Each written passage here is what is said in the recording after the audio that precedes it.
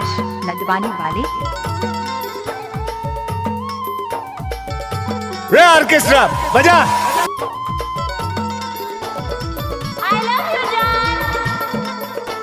अच्छा ओए होए नाच ना वो। अरे जा जा। क्या?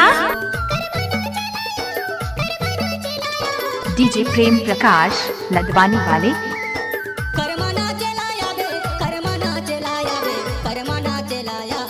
ओए होए नाच ना वो।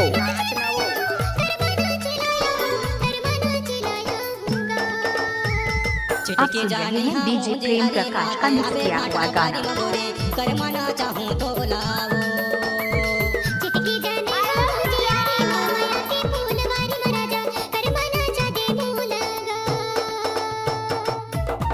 नाच ना वो। हमको कुछ बोले क्या? दादा रे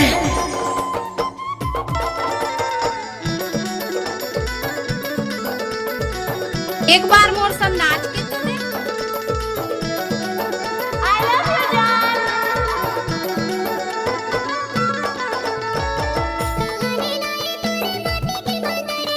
अच्छा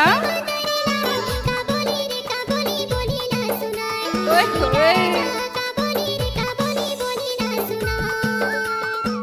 अच्छा हमको कुछ बोले क्या?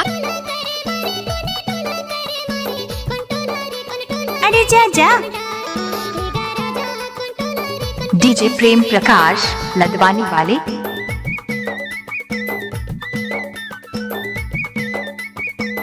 अरे जा जा। अच्छा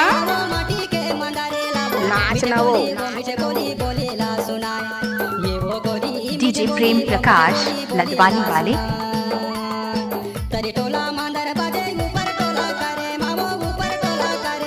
रे ऑर्केस्ट्रा बजा।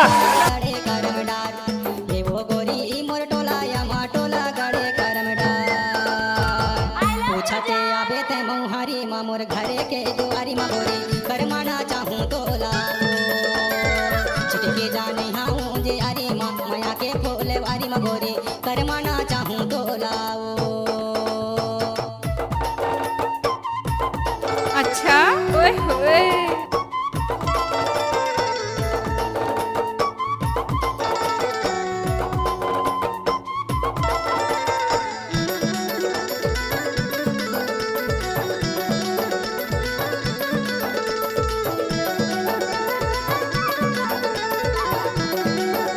डीजे प्रेम प्रकाश लदवानी वाले। ओए होए हमको कुछ बोले क्या?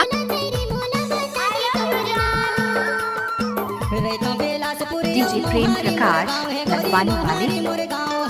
सुन लेते अमर पाल पोरे ते मोर नाम ये वो गोरी सुन लेते डीजे प्रेम प्रकाश लदवानी वाले। आपका क्या नाम है? प्रेम प्रकाश लदवानी वाले।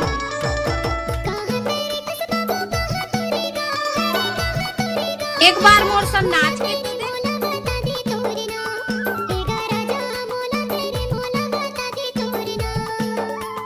अच्छा बेलासपुर यो मोहारी मोर गांव है गोरी मोहारी मोर गांव है सुन लेते पटरेटुरा मोर नाम ये वो रानी सुन लेते अमर पाल पोरे हमको कुछ बोले क्या? कर लेते माया के चिन्हारी लते हवस वो कुंवारी गोरी कर माना चाहूं तो लाओ छिटके पटरेटुरा माया के फूल वारी मा गोरी कर माना चाहूं तो लाओ। कर माना चलाया बे कर माना चलाया बे कर माना चलाया बे अरे जा जा।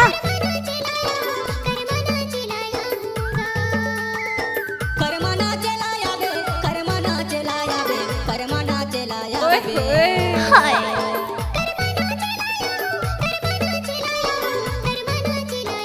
अरे जा जा। अच्छा छिटके जाने हाऊं जे अरे माता आबे 1 रुपया गोरे कर माना चाहूं तो लाओ पटरेटुरा नाच ना वो करमाना चाहूँ तो लाओ करमाना चाहूँ ओए तो ओए